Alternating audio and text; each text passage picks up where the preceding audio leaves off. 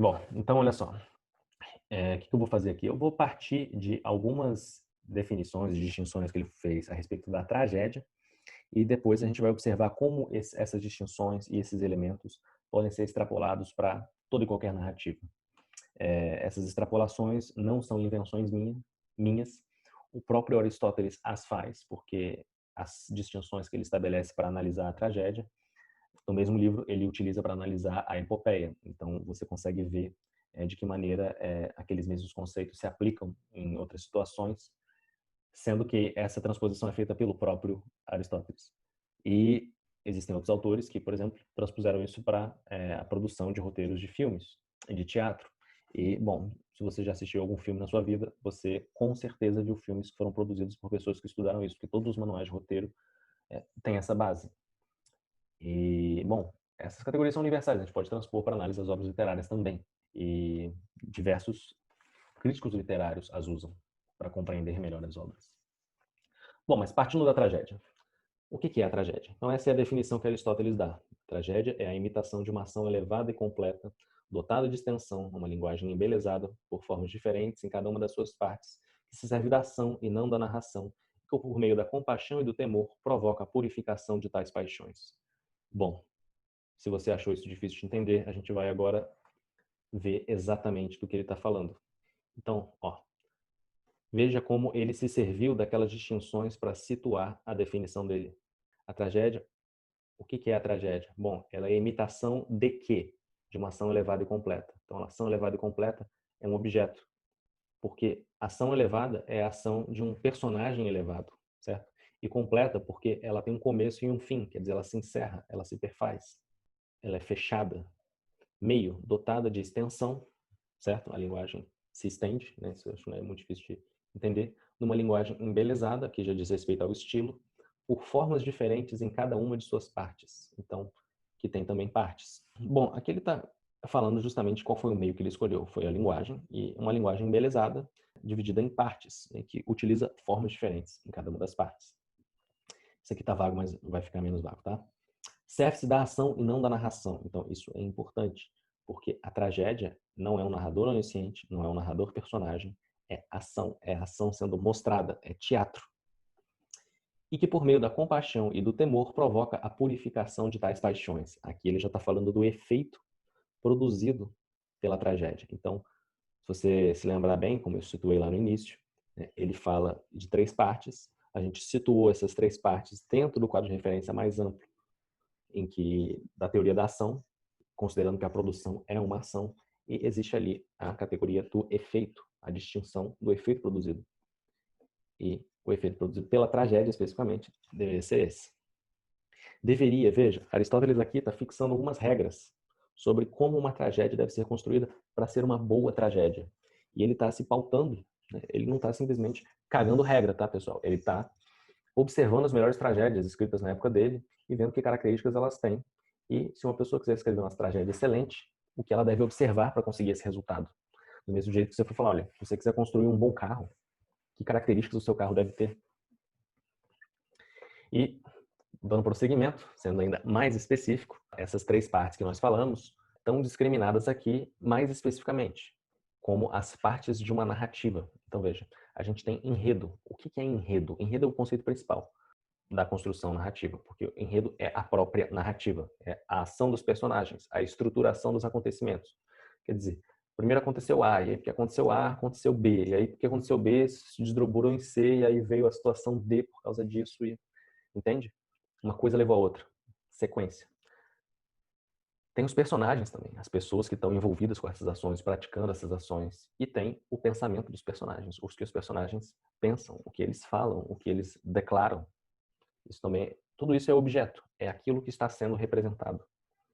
E a gente tem a elocução, que é lexis, em grego, que representa justamente o modo como o artesão, o narrador, o escritor usa a linguagem para representar essas três coisas. E, como fatores complementares próprios do teatro, a gente tem música e espetáculo. Quer dizer, numa peça de teatro, você vai ter o acompanhamento musical das cenas e você vai ter toda a produção do espetáculo, certo? Iluminação, roupa, os próprios atores, tudo isso é espetáculo. É o meio pelo qual, um meio complementar, né? Pelo qual a obra ganha vida. E, para além disso, nada mais existe. Bom, certo. Olha só. Começando com o enredo. Então, como eu já disse, o enredo é a imitação da ação. E quando eu falo de estrutura dos acontecimentos, é justamente pensando nessa ordem sequencial dos acontecimentos. E Aristóteles fala que esse é o fator mais importante de todos e que ele tem uma lógica de que acontece A e por causa disso acontece B e então acontece C. Então, ao invés de aconteceu B, aconteceu D, aconteceu C, Z, a gente tem uma coisa levando a outra. Aconteceu A, isso levou a acontecer B, e isso levou a acontecer C. Por exemplo, se eu falar assim, a rainha morreu, e aí, depois de um tempo, o rei ficou triste. Depois, o rei morreu. Tem 3 acontecimentos. Agora, se eu falar que a rainha morreu e que isso levou o rei a ter uma profunda depressão e ficar extremamente triste, com pesar, sentindo falta da rainha, e que isso, essa tristeza profunda, foi deixando ele cada vez mais abatido, até que ele parou de comer e que um dia ele morreu. Então, veja, né? A morte dela levou a tristeza dele e a tristeza levou a morte dele. Não é simplesmente a rainha morreu, o rei ficou triste, o rei morreu. E, bom, algumas observações de Aristóteles para a gente levar em consideração, né? Ele fala que a narrativa não é a imitação dos homens, mas das ações e da vida. Isso foi um ponto que me deixou muito intrigado quando eu li esse livro pela primeira vez, porque eu falei assim, ué, mas o mais importante não é o personagem, não, que as pessoas, não são as pessoas, mas não, se você só ficar fazendo descrição de pessoas, você não tem uma história. E você está justamente contando uma história. Então, o principal elemento é a ação, são os acontecimentos. Outra coisa interessante, né? A felicidade e a infelicidade estão na ação. A finalidade é uma ação e não uma qualidade. Então, a finalidade, o propósito, ele está implícito, ele é intrínseco de uma ação. Uma ação produz efeitos, mas ela produz efeitos orientados a um determinado propósito, um determinado fim.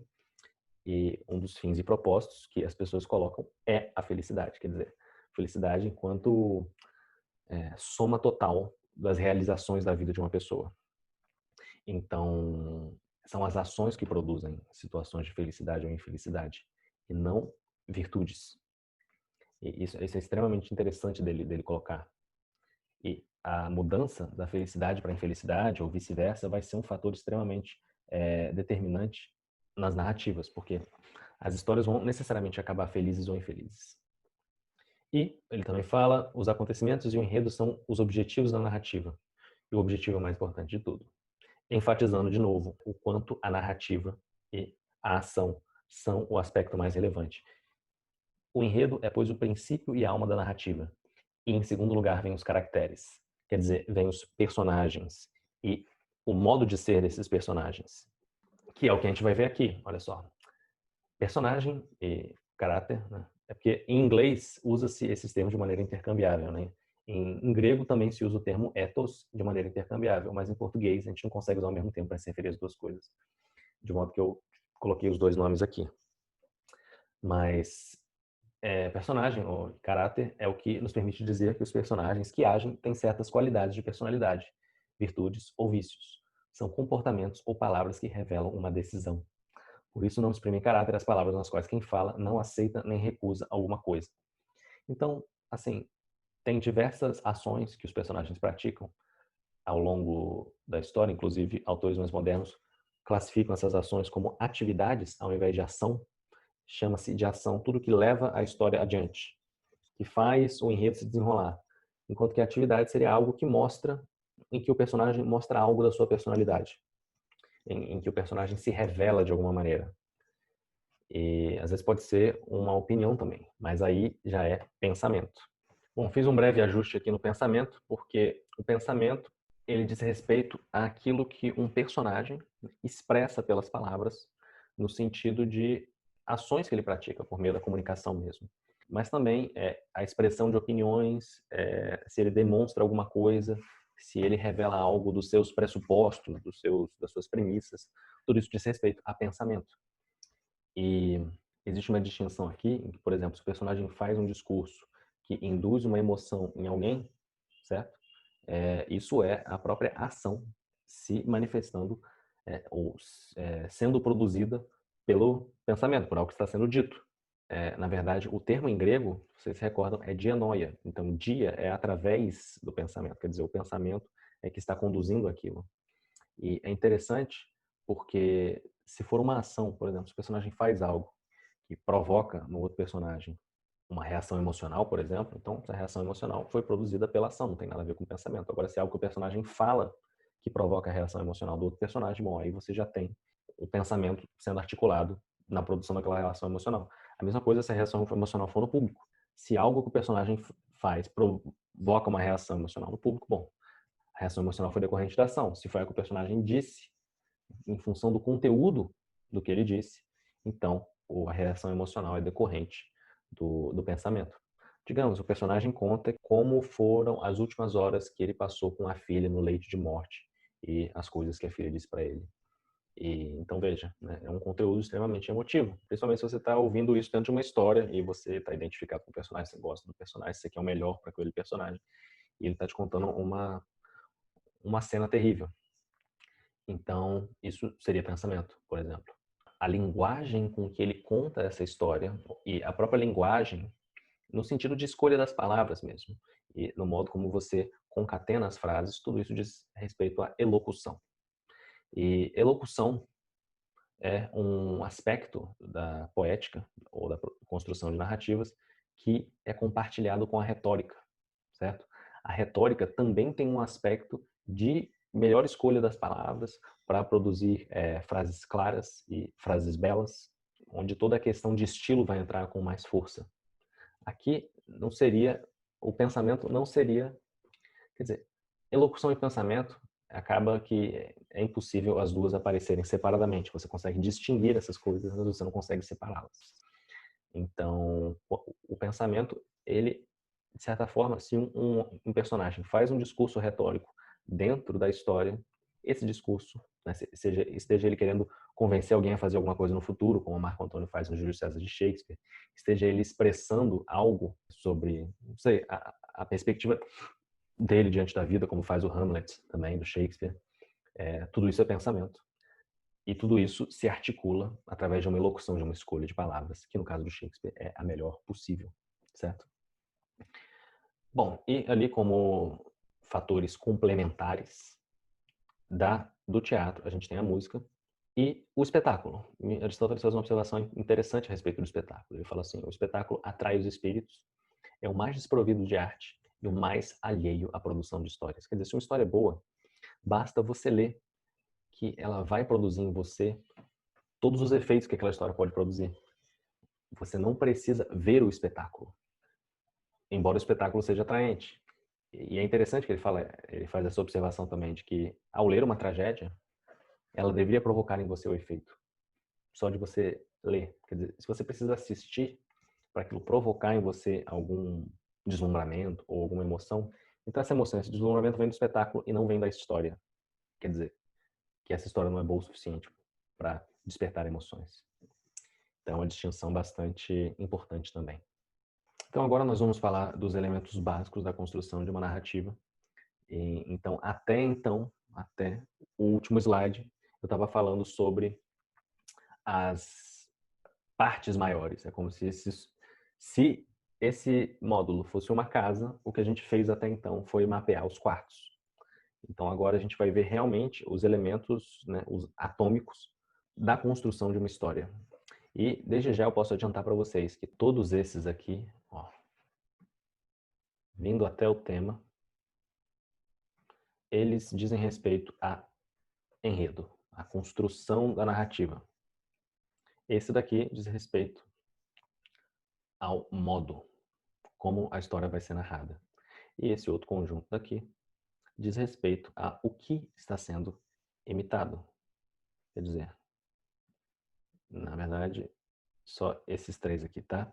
Porque esse último daqui tem a ver com justamente o efeito produzido pela obra de arte e da catarse, que vai ser, o Aristóteles fala que ao produzir um determinado efeito emocional, produz a catarse daquela emoção específica, que provavelmente é uma purificação ou um alívio daquelas emoções. Mas a gente não vai entrar nisso agora também. Então, só para você ter noção do que vai vir daqui para frente.